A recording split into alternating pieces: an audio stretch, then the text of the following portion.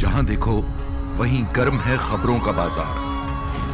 कोई हैरान है तो कोई है बेजार। नजरें अच्छे की तलाश में, मगर अच्छा ना दिखाई देता है और ना ही कोई दिखाता है। अब वक्त है दूसरा रुख दिखाने का, यानी खबर बखैर।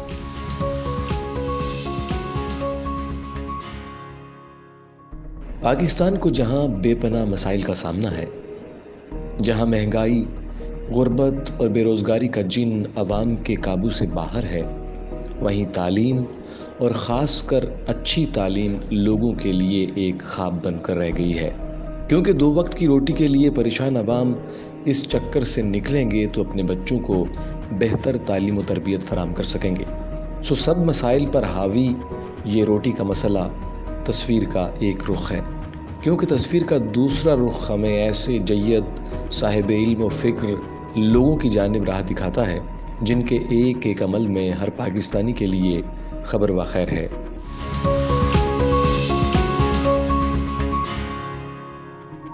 आज के खबर बखैर में हम आपकी मुलाकात पाकिस्तान की मारूफ शख्सियत राजा साहब महमूदाबाद के ख़ानदान से ताल्लुक़ रखने वाले एक ऐसे माहिर तालीम से करवाएंगे जिन्हें बायोलॉजिकल साइंसेस के शोबे में दुनिया प्रोफेसर सलमान रज़ा के नाम से जानती है। वो अपनी खिदमत कब से अंजाम दे रहे हैं, आइए आप लोगों की मुलाकात कराते हैं माहिर तालीम प्रोफेसर सलमान रज़ा से। मैंने अपना कैरियर आदमजी गवर्नमेंट साइंस कॉलेज से शुरू किया और मेरी सर्विस को 31 साल होने वाले। सही है। वहाँ बेस्ट कॉलेज में रहते हुए, क्योंकि मैं गोल्ड मेडलिस्ट भी था और बहुत शौक़ था, जज्बा था, और मैंने अपने शौक़ी की वजह से इस में आया।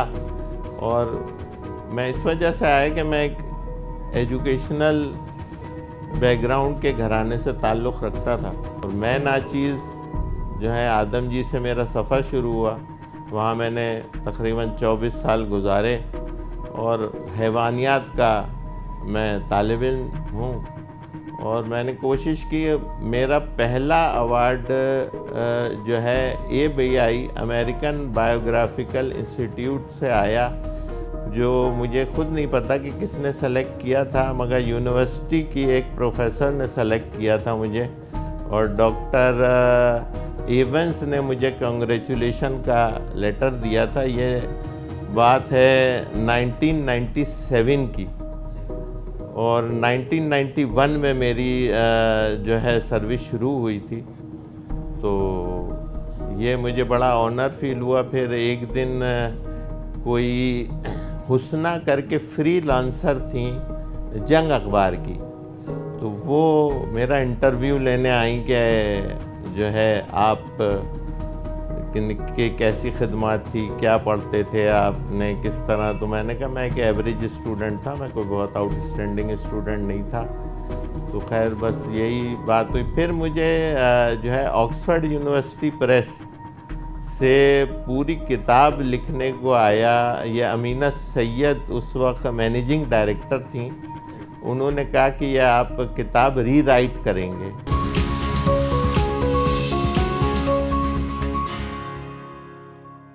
तीन दहाइयों से ज़ायद अरसे से शोबा तालीम से मुंसलिक प्रोफेसर सलमान रज़ा ने न सिर्फ वतन अज़ीज़ बल्कि दुनिया भर में बायोलॉजिकल साइंसेस की दुनिया में हैरतों के नए जहान वाक़िए, और वो पाकिस्तान में शोबा तालीम में कुछ अलग करने के लिए पुरज़्म हैं।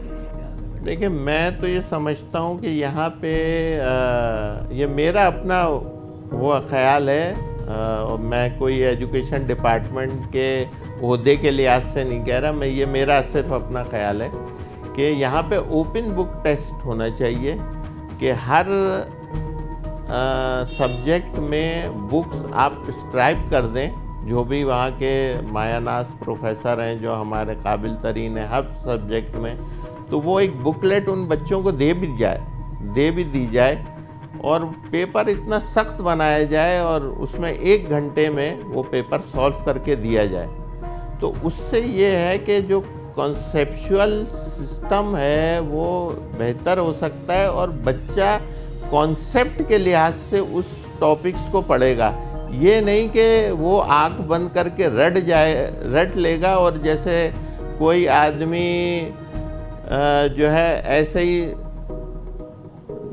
उगल देता है, तो वो चीज़ नहीं रहेगी। बल्कि उसमें अगर मैं कोई चीज़ ये पूछूं कि ये इंसेक्ट की क्या खुसूसियत है, सिर्फ उस पर 2 पॉइंट्स लिखें, तो वो 2 पॉइंट लिख ले फ़ौरन, उसको डिटेल लिखने की ज़रूरत नहीं है। या मैं पूछूं कि ये डाइजेस्टिव सिस्टम में कौन सा पार्ट है जहाँ जो है डाइजेशन शुरू होता है, तो ये अगर मैं पूछूं तो फ़ौरन उसी पार्ट को फ़ौरन वो मतलब वो आइडेंटिफाई करके उसके बारे में डिटेल दे। या अगर मैं पूछूं कि कितने टाइप के टीथ्स होते हैं यहाँ पे जो चबाने के काम आते हैं, तो वो सिर्फ मेन चीज़ जो है वो उसमें दे के और वो उसको फ़ौरन ब्रीफली एक लाइन में वो लिख दे, ताकि उसको ये चीज़ पता लगे कि ये इसकी टर्मिनोलॉजी इसको बच्चे को आती है जो उस सब्जेक्ट में देखी जाती है।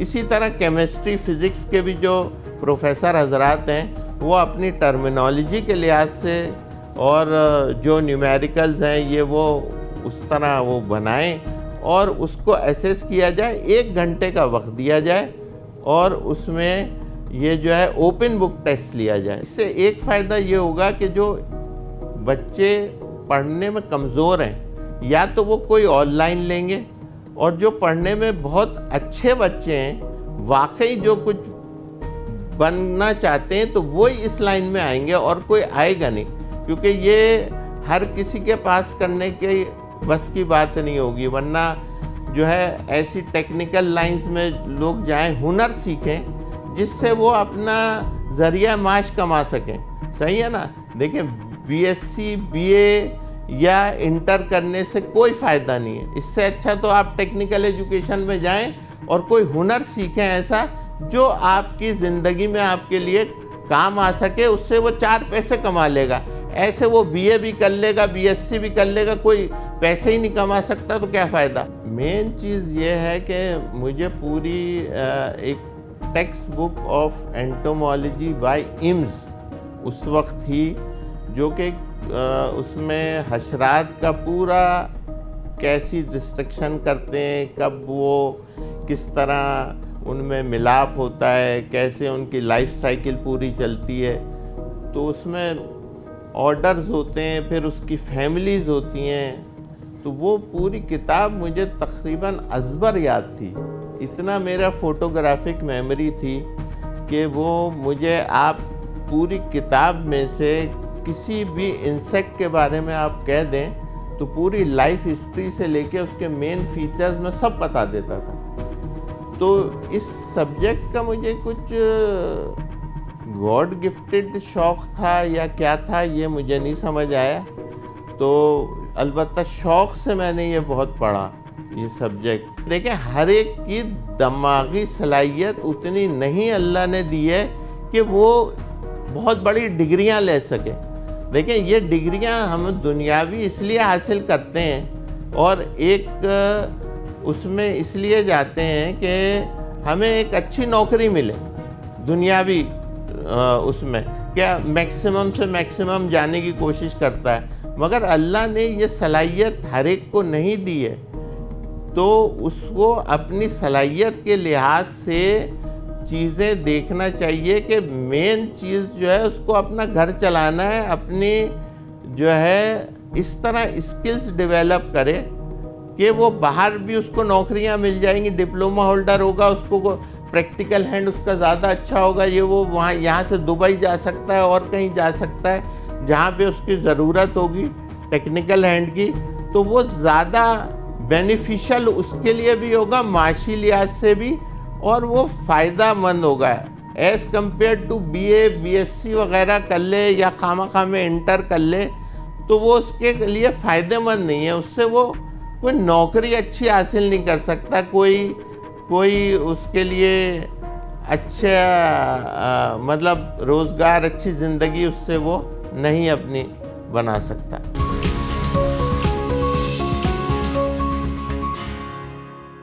जब हमने प्रोफेसर सलमान रज़ा से पूछा कि उनकी रिसर्च किस मौजू पर थी जो दुनिया भर में उनकी पहचान बनी, और उसका अमली तौर पर इतलाक किस तरह मुमकिन है, तो उन्होंने बताया। देखिए, मेरी जो रिसर्च थी, मरहूम मेरे उस्ताद अभी 2 हफ्ते पहले इंतकाल हो गया, सैयद नईमुल हसन नकवी साहब, उनके अंडर में मैंने MSc का थीसिस किया था। मेरा ग्रेड पॉइंट एवरेज तकरीबन 4 के करीब था, तो 4 आउट ऑफ 4 था। तो उन्होंने कहा तुम थीसिस ले सकते हो। तो उन्होंने जब पेपर मुझे टॉपिक बना के दिया, तो 1 हफ्ते बाद सर मुझसे कहने लगे कि यार मुझसे गलती हो गई सलमान। मैंने कहा क्या सर? कहने लगे ये टॉपिक तो PhD का बन गया मुझसे।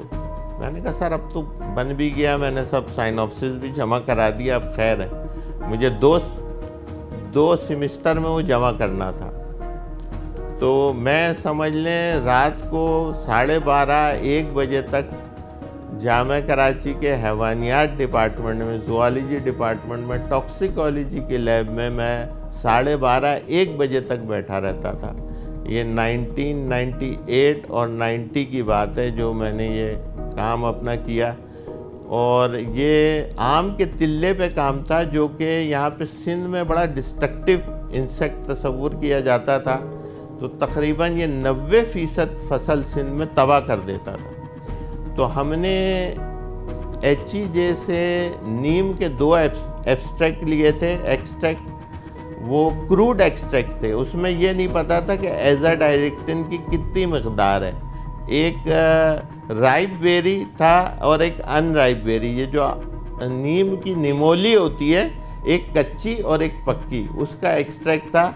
ये बीना शाहीन साहिबा ये प्रोजेक्ट कर रही थी, तो उन्होंने हमें ये दिया था क्रूड एक्सट्रैक्ट, मगर हमें इसमें एजाडायरेक्टिन की सही क्वांटिटी नहीं पता थी कि ये क्या हम कितने एज़ कम्पेयर टू हमने कन्वेंशनल पेस्टिसाइड्स के अगेंस्ट किया। तो ये पेपर इतना सराहा गया कि मेरे पास इंडिया के एग्रीकल्चर मिनिस्ट्री से एक लेटर आया कि आपका ये पेपर की एप्लीकेशन हमने इंडिया में लखनऊ में और जो भी यूपी उत्तर प्रदेश में ज़्यादा है, तो वहाँ अप्लाई किया। तो ये बड़े ज़बरदस्त इसके रिज़ल्ट्स आए। तो फिर ये मैं कोई इतना गैजेट्स वगैरह यूज़ नहीं करता था। फिर मैंने काफ़ी अर्सा गुजर गया, मैंने कहा यार देखूं तो मेरा पेपर कहाँ पड़ा हुआ है। तो मैंने फिर एक दिन जब सर्च किया तो ये तो इंसाइक्लोपीडिया बन गया था, और वो भी जर्मन वेबसाइट पे। तो जर्मन वेबसाइट पे इंसाइक्लोपीडिया बनने के बाद फिर मैंने इसको अपना प्रोसीड किया, और जहाँ जहाँ भी ये गया फिर वो एप्रिसिएशन मिलती चली गई। और यहाँ तक कि मैं नेचर जर्नल का रिव्यूअर भी बना, और बहुत से इदारे जो हैं, अब तो मैं रिव्यूअर बड़े दुनिया के 50 रिव्यूअर्स में से आ गया हूँ नाम, और पाकिस्तान का जो है लिस्ट में वाहिद रिव्यूअर हूँ बायोलॉजिकल साइंसेज में जो अभी लिस्टेड हुआ है। पिछले साल 2021 में 9 नवंबर को मुझे एक लेटर रिसीव हुआ। वहाँ 8 नवंबर को निकला हुआ था जो बाइडन साहब की तरफ से। ये US कांग्रेस में पेश हुआ। 30 या 35 इदारे थे जिन्होंने मेरा नाम रिकमेंड किया कि आप, क्योंकि वर्ल्ड स्टैंडिंग है तो इसकी वजह से आपका नाम रिकमेंड करके वो पूरा एक कि इन्वायरमेंटल और पोल्यूशन लेवल किस तरह है। तो जो बाइडन ने फिर मुझे ये दिया कि आपके साथ काम करने में खुशी होगी, और आपने हमारे अमेरिका के लिए जो है इतना जो है काम किया, मुझे अप्रिशिएट किया। और उन्होंने एक तारीफ़ी लेटर जो कि मेरे घर पे लगा हुआ है, तकरीबन 6 साढ़े 6 पैरा पे मुहित है वो। तो मेरे लिए ज़िंदगी का सबसे बड़ा ऑनर है जो बाइडन साहब ने अपनी राइटिंग में मुझे दस्तखत करके मुझे दिया है, डियर मिस्टर रज़ा के नाम से। ये मेरे लिए बड़ी एजाज़ की बात है कि मैं अपने आप को इतना लायक नहीं समझता, मगर अल्लाह ने इज़्ज़त दी है। और ये एक बात कहना ज़रूरी समझूंगा कि इस वक्त एडिटर इन चीफ जो नेचर की हैं मैगडलिना स्कीपर, ये जर्नल साइंस का सबसे बड़ा जर्नल है और 175 ईयर्स से ये पब्लिश हो रहा है। इसमें एल्बर्ट आइंस्टाइन जो दुनिया का सबसे बड़ा साइंसदान था उसका पेपर छपा, वाटसन एंड क्रिक का डीएनए मॉडल छपा, और इतने बड़े जर्नल में मेरी कोई हैसियत होना, जो कि मैं पीएचडी भी नहीं हूँ, मैं एक सिंपल एमएससी हूँ, गोल्ड मेडलिस्ट हूँ, और मैंने काफ़ी ऑनर बस लिए हैं दुनिया में। तो ये मैं ये समझता हूँ कि मेरे लिए बहुत ऑनर की बात है। पाकिस्तान के मायानाज माहिर तालीम प्रोफेसर सलमान रज़ा से आपने मुलाकात की और ये जानकर यकीनन सर फ़ख्र से बुलंद हो गया होगा कि प्रोफेसर सलमान रज़ा बायोलॉजिकल साइंसेज में दुनिया के 50वें और पाकिस्तान के पहले रिव्यूअर हैं। यही नहीं बल्कि आपकी खिदमत के एतराफ़ में आपको दर्जनों अवार्ड्स और गोल्ड मेडल से नवाजा जा चुका है।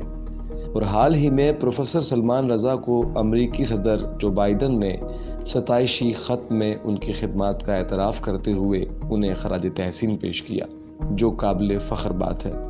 बेशक प्रोफेसर सलमान रज़ा जैसी शख्सियात की सरपरस्ती में ही हर पाकिस्तानी के लिए खबर बखैर है।